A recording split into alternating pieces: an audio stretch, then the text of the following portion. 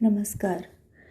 Doctor वंदना रस्तोगी, सह आचार्य Sanskrit, BND राजकीय कला महाविद्यालय चिमनपुरा द्वारा MA उत्तरार्ध संस्कृत की इस कक्षा में आप सबका स्वागत है। विद्यार्थियों, आज हम तृतीय प्रश्न पत्र के अंतर्गत कवि विशेष का अध्ययन महाकवि कालिदास नामक इस वैकल्पिक प्रश्न पत्र का अध्ययन कर रहे हैं। इस प्रश्न पत्र के पाठ्यक्रम के अनुसार महाकवि कालिदास के व्यक्तित्व एवं कृतित्व का परिचय हमें प्राप्त करना है। अतः सर्वप्रथम हम कालिदास के परिचय एवं महत्व के विषय में ही चर्चा करेंगे। जैसा कि आप सभी जानते ही हैं, कालिदास संस्कृत साहित्य के ही नहीं अपितु विश्व साहित्य के सुप्रसिद्ध साहित्यकारों में अग्रगण्य हैं। भारतीय एवं पाश्चात्य विद्वानों की दृष्टि में, प्राचीन युग के एवं नवीन या आधुनिक युग के विद्वानों की दृष्टि में कालिदास को निर्विवाद रूप से सबसे महत्वपूर्ण स्थान प्राप्त है। वस्तुतः कालिदास संस्कृत साहित्य के ही नहीं अपितु समग्र भारतीय संस्कृति के आदर्श कवि हैं। विश्व साहित्य के परिप्रेक्ष्य में भी वे एक महान कवि हैं। उन्होंने अपने युग को संस्कृत एवं संस्कृति से अनुप्राणित किया। अपनी काव्यकला के माध्यम से भारतीय संस्कृति को अमरत्व प्रदान करने में उनका योगदान सर्वाधिक रहा है। डॉक्टर हजारी प्रसाद द्विवेदी, जो बहुत बड़े विद्वान हैं संस्कृत के, हिंदी के, उनका कथन है, कालिदास सांस्कृतिक राष्ट्रीय चेतना को मूर्तता प्रदान करने वाले महाकवि हैं।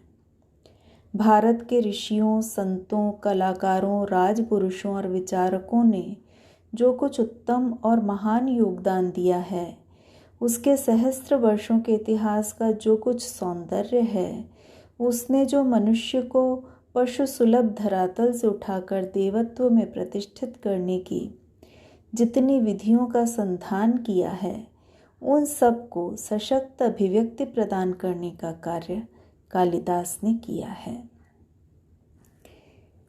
कालिदास की इन्हीं विशेषताओं के कारण, इतनी उनकी व्यापकता के कारण ही उन्हें कवि कुल गुरु या कवि कुल तिलक जैसे विशेषणों से विभूषित किया जाता है। कवि कुल गुरु का अभिप्राय है कवियों के समूह में जो गुरु सबसे बड़े हैं, सबसे महान हैं। और कवि कुल तिलक, तिलक का स्थान जैसे मस्तक पर रहता है, सर्वोच्च रहता है, ऐसे ही कवियों के समूह में जिनका सर्वोच्च स्थान है, इस रूप में कालिदास को इन विशेषणों से विभूषित किया जाता है।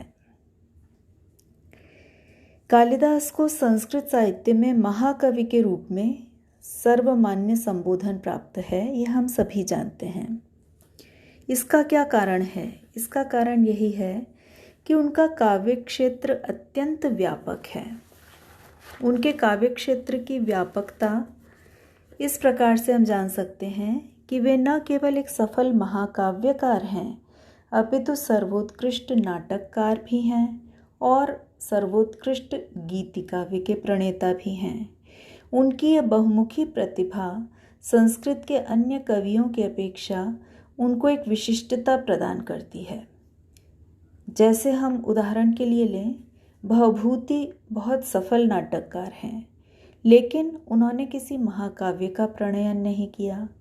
श्रीहर्ष और माघ जैसे महाकवि हैं जिन्होंने महाकाव्यों की रचना की है, लेकिन उन्होंने किसी नाटक की रचना नहीं की। नाटकों में उनका कोई काव्य कौशल प्रदर्शित नहीं हो सका। इसी तरह से जयदेव हैं, जिनकी काव्य प्रतिभा गीतिकाव्य के गीत गोविंद के रूप में, गीतिकाव्य के रूप में प्रकट हुई है, लेकिन उन्होंने और किसी महाकाव्य का या नाट्य रचना का निरूपण नहीं किया।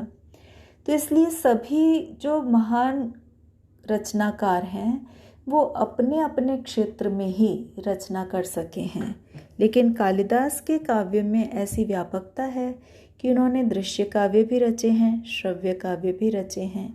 दृश्य काव्यों में भी उनकी वही उत्कृष्टता, वही चरमोत्कर्ष, वही श्रेष्ठता है अभिज्ञान शाकुंतलम के रूप में, जो उनके गीतिकाव्य या लघु काव्य में है मेघदूत के रूप में, या उनके महाकाव्य में है रघुवंश के रूप में। इसीलिए उनको महाकवि यह नाम दिया जाना नितांत सार्थक सिद्ध होता है। कालिदास अपनी काव्य कला, रस व्यंजना और मौलिक उद्भावना शक्ति के कारण कविता कामिनी विलासः इस उक्ति के, इस उपाधि के भी हकदार बने हैं, अधिकारी बने हैं। कविता रूपी कामिनी के विलास, उसके सौंदर्य की जैसी उद्भावना कालिदास के काव्य में मिलती है वैसी अन्यत्र कहीं नहीं मिलती। इसीलिए कालिदास के लिए इस विशेषण का प्रयोग किया जाता है, कविता कामिनी विलासः। कालिदास की इन सभी विशेषताओं के आधार पर पाश्चात्य विद्वानों ने भी कालिदास को एक स्वर से संस्कृत साहित्य का सर्वोत्कृष्ट कवि स्वीकार किया है। पाश्चात्य आलोचक उनके नाट्य कौशल के लिए, उनके नाटकों के लिए उन्हें भारत का शेक्सपियर ये उपाधि प्रदान करते हैं। इसी प्रकार से गेटे नामक जो विद्वान हैं, उन्होंने अभिज्ञान शाकुंतलम को अद्वितीय काव्य कला के कारण एक अद्वितीय नाटक के रूप में उसकी प्रशंसा की है। बहुत ही अद्भुत उस काव्य को, उस नाट्य को माना है। इसी प्रकार से पाश्चात्य विद्वान कीथ ने रघुवंश को कवि की प्रौढ़ प्रतिभा के प्रसून के रूप में वर्णित किया है। और कालिदास का मेघदूत तो विदेशी काव्य रसिकों के लिए संस्कृत साहित्य का पर्याय बन गया है। जहाँ कहीं संस्कृत की बात होती है, संस्कृत साहित्य की बात होती है, वहाँ कालिदास और उनके साथ साथ मेघदूत का नाम अवश्य ही लिया जाता है। तो इस प्रकार कालिदास न केवल भारतीय विद्वानों के द्वारा या संस्कृत विद्वानों के द्वारा, अपितु पाश्चात्य विद्वानों के द्वारा भी अत्यंत प्रशंसित हैं। कालिदास के साहित्यिक महत्व का एक और पहलू है, उनको इस दृष्टि से भी अत्यंत महत्वपूर्ण स्थान दिया जाता है कालिदास को कि उन्होंने अपने बाद के रचनाकारों को न केवल संस्कृत भाषा के रचनाकार अपितु आधुनिक भाषाओं के रचनाकारों को भी प्रभावित किया है, प्रेरित किया है। अपनी काव्य कला के माध्यम से, अपने कथानकों के माध्यम से, अपने रचना कौशल के माध्यम से उन्होंने परवर्ती रचनाकारों को अत्यधिक प्रभावित किया है। तो यह कालिदास के लिए, कालिदास के महत्व को द्योतित करने वाले बड़े ही महत्वपूर्ण बिंदु हैं। अपनी इन विशेषताओं के कारण संस्कृत के कवियों, साहित्यकारों, साहित्य शास्त्रियों ने कालिदास का नाम बड़े ही आदर से लिया है और उनके बारे में अनेक प्रशस्तियाँ, अनेक प्रसिद्ध उक्तियाँ सुप्रसिद्ध हैं, अनेक उनके प्रशंसा में कथन कहे जाते हैं।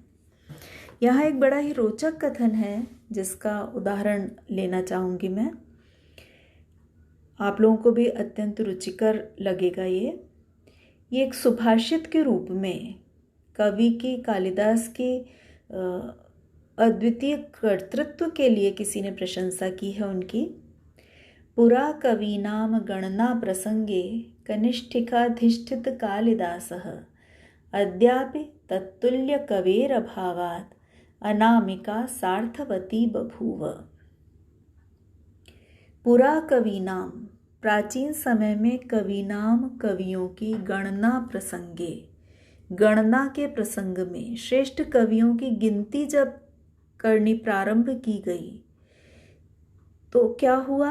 कनिष्ठिकाधिष्ठित कालिदास, कनिष्ठिका कहते हैं सबसे छोटी उंगली को, उससे गिनती प्रारंभ की गई। उस कनिष्ठिका पर अधिष्ठित हो गए कालिदास। कालिदास का नाम सर्वप्रथम लिया गया और सबसे पहली उंगली पर उनका नाम विराजमान कर दिया गया। गिनती में सबसे पहले उनका नाम ले लिया गया। उसके बाद उससे अगली उंगली होती है जिसका नाम कहा जाता है अनामिका। उस अगली उंगली पर, कनिष्ठिका के बाद वाली उंगली पर, अनामिका उंगली पर कालिदास के समान, कालिदास की तुलना में ठहरने वाले किसी भी कवि का नाम आ ही नहीं सका। कोई और कवि ऐसा गिनती में आया ही नहीं, जो अपने काव्य की व्यापकता की दृष्टि से, कलात्मकता की दृष्टि से, आदर्श और प्रेरणा प्रदान करने की दृष्टि से, कांता सम्मित उपदेश की दृष्टि से उस अनामिका उंगली पर आ सके, उस दूसरी उंगली पर आ सके। अनामिका का क्या अर्थ है? जिसका कोई नाम न हो, जिसे कोई नाम न दिया जा सके।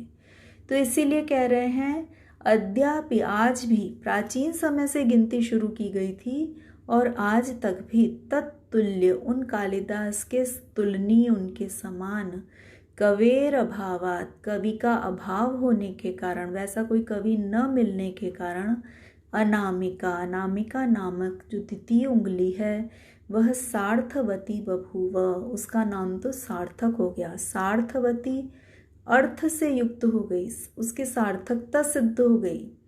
यथा नाम तथा गुण हो गई कि उसका नाम ही अनामिका है, इसलिए कालिदास के सामने ठहरने वाले, कालिदास की तुलना में ठहरने वाले किसी अन्य कवि का नाम उस उंगली पर, उस गिनती में आ ही नहीं सका।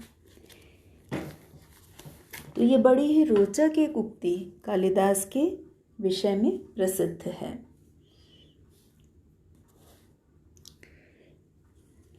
कालिदास के प्रशंसा आनंदवर्धनाचार्य नामक काव्यशास्त्री हुए हैं, बहुत ही प्रसिद्ध काव्यशास्त्री हुए हैं, जिन्होंने ध्वन्यालोक नामक ग्रंथ की रचना की है। तो ध्वन्यालोककार आनंदवर्धन ने भी कालिदास के विषय में क्या कहा है, देखिए।